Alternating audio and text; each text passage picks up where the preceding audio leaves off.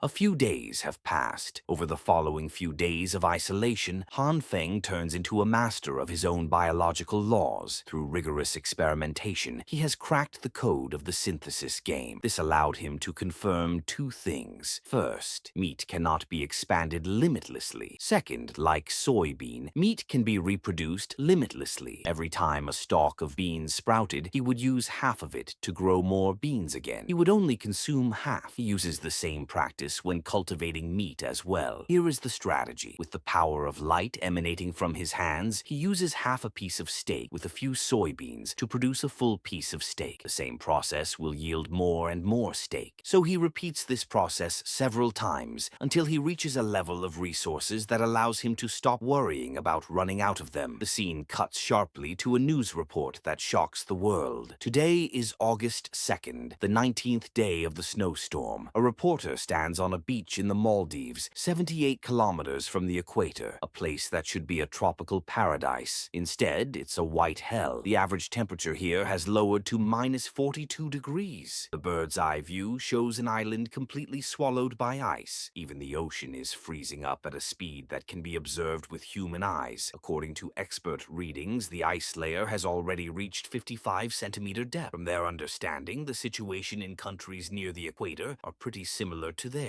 Back in his warm living room, Han Feng swaggles a glass of wine, watching the broadcast with the detached pity of someone watching a historical documentary. According to him, the real situation is far worse than what the media is portraying. Just as Han Feng begins to savor his wine, the silence of his fortress is ripped apart. A massive explosion rocks the building. The vibrations of the explosion haven't even settled before Han Feng is at the window. He pulls back the curtains. In the distance, a fire struggles against the whiteout conditions. This is already the 7th explosion in the past few days. Han Feng wonders what on earth is going on over there. Through the swirling snow, the rhythmic thumping of heavy machinery cuts through the wind. Massive military helicopters painted in dark camo that stands out against the white sky are banking over the residential blocks. The situation outside is also a cause for panic for the homeowners. Down in the basement car park, the atmosphere has turned into a desperate, cutthroat bazaar. The owners are all in the basement car park trading for necessary goods and food supplies, but there are also many owners taking this opportunity to take advantage of others, which has led to several conflicts. A new notification pings. The interim committee is making a move. In the group chat, they are telling the owners who have been facing difficulties to go down to the basement car park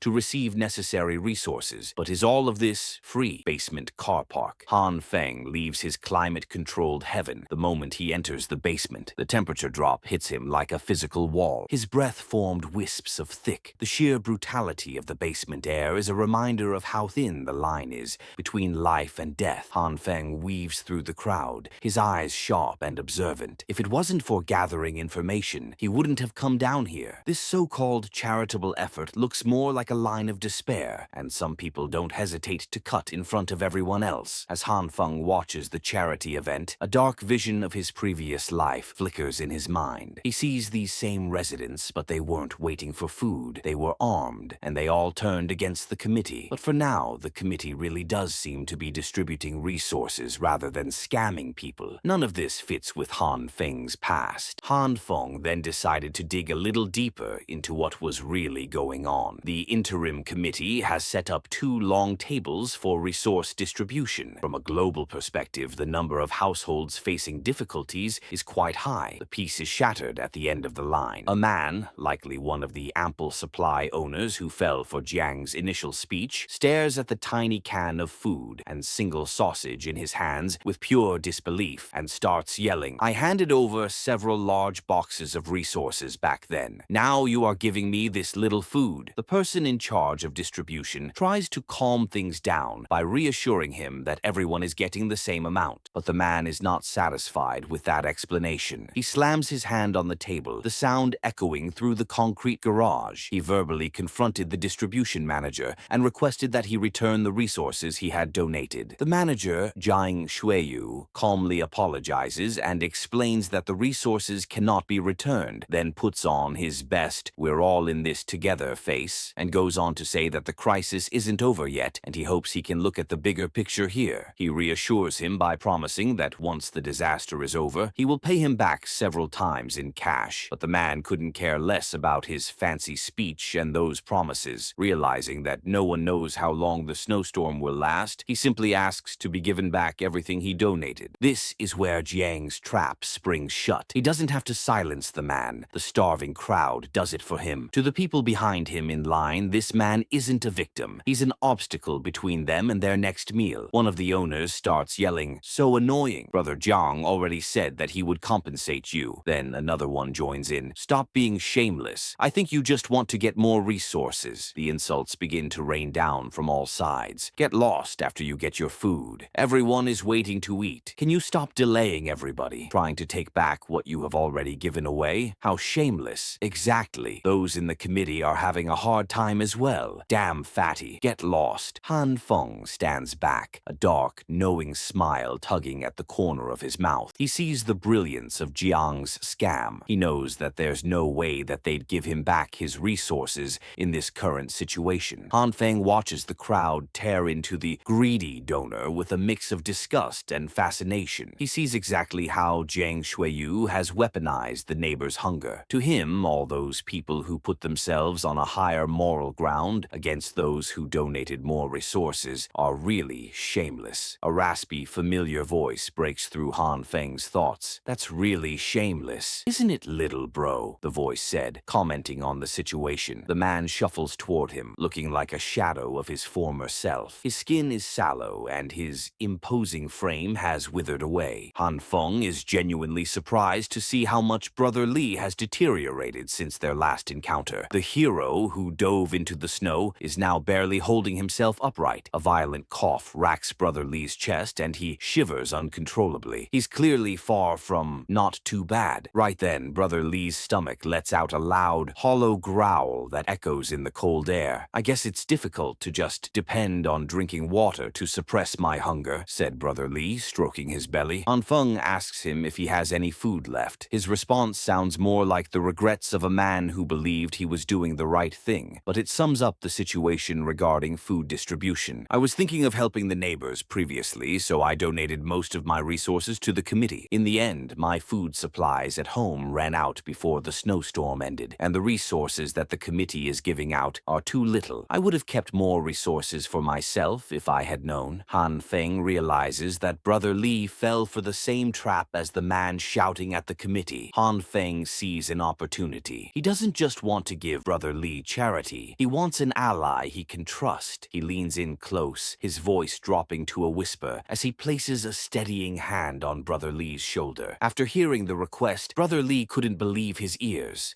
Such a simple matter, but you are willing to give me 4 packs of instant noodles and 2 sausages." Han Feng maintains his mask, making it seem like this is a significant sacrifice even for him. He needs Brother Li to feel the weight of the debt. Yes, don't think too little of it. "I don't have much left in stock either." Brother Li naively believes him and thanks Han Feng with tears in his eyes. "Little bro, you are just looking for an excuse to give me food. I will not forget your grace for the rest of my life." To which Han Feng replies, "There's no need for such courtesy between brothers." With one hand on his heart and the other on Han Feng's shoulder, Brother Li told him not to worry and to let him handle this little matter. Han Feng thanks him and suggests that he stop by his place later to pick up the food. The two friends parted ways, both happy. Brother Li is going to collect his resources first. Han Feng is glad to have come up with this strategy of recruiting an informant. With just a few packs of instant noodles and some sausages, he won't have to go out in person to gather information in the future. Although he feels a bit sorry for his brother, for him it's not as important as comfortably lazing on his sofa, eating delicious food and playing games. Just as he was walking away, smiling and lost in thought, someone called out his name, Han Feng. Han Feng doesn't even have time to respond before the person slaps him. That person is none other than Hyuna. "You have really disappointed me," she said furiously. This is the end of this chapter. Thank you for watching.